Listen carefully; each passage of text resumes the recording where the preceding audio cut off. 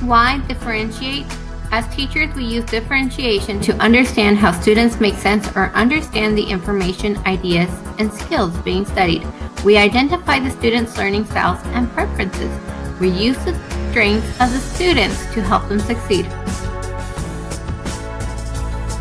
Effective principles of differentiated instruction and understanding by design. To effectively achieve differentiated instruction and understanding by design, the teacher must identify 4 elements. I will get to know your child. I will create a positive learning environment in our classroom. I have analyzed and fully understood the content your child will learn, and I will find the best strategies to meet your child's needs. How I, as a teacher, differentiate.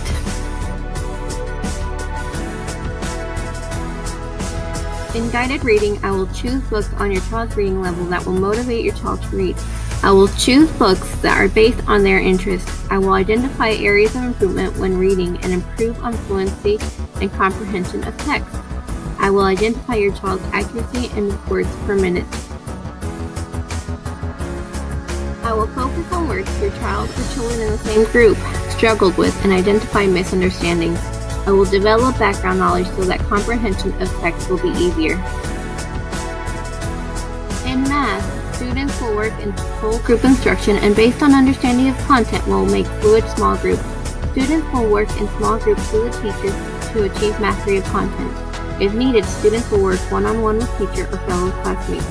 Notes of understanding will be taken to record progress of mastery. How will I ensure equity and fairness with my differentiation activities? To ensure that there is equity and fairness with the differentiated activities, we will use a drawing mug. In order to give every voice a fair chance to share their understanding, I will pull out a stick with a number on it. Every child will receive a number at the beginning of the year. I will pull a stick out during the lesson to get fair understanding of how students are receiving the information. How I grade in a differentiated classroom.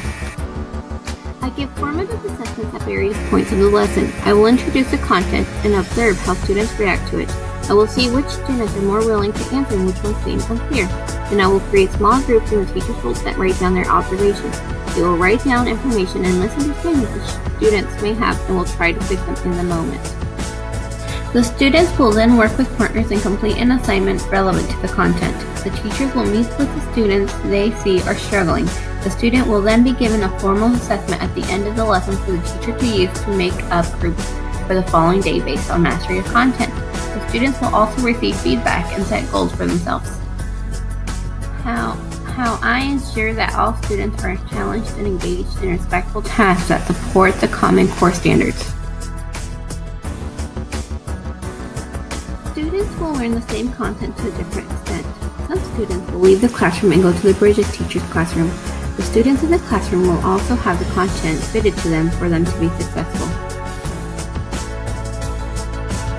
For example, one standard is to add within 1,000. If I see a student has mastered within 1,000, I will give them the opportunity to add within 10,000 and so on. Whereas if a student is struggling with adding within 1,000, we'll go back to adding within 100 and within 10 if needed. And how research supports my efforts. Research supports that every child learns differently, and it is my job as your child's teacher to decide what the best way is to present the content in order for your child to be successful. I will also focus on what I teach and what assessment evidence I need to collect.